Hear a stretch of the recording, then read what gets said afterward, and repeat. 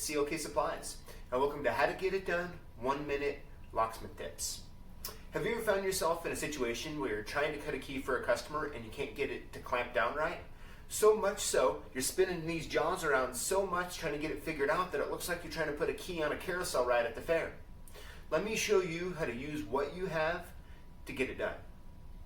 Alright, so when you're trying to cut a key like this that has big grooves, this is a B106 style key.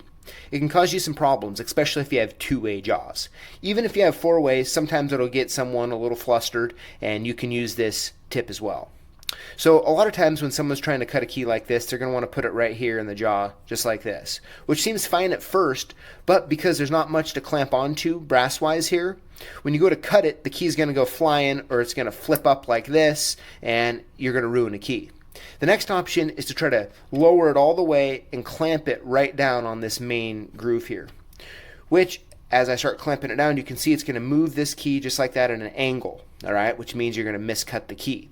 So what you need to do is open up the clamp just a little more, go in and take a paper clip on the approximate size of the grooves, and you want to just slide it right in here so the clamp has something to grip onto, just like that. All right, so once you get it put in there, I'm just using my thumb just to close it down here a little bit. At this point, you can go in and get it nice and aligned and straight on your tip stop, whatever you need to do. Get it clamped just like that, and you're ready to cut. Thanks for watching. We'll see you next time.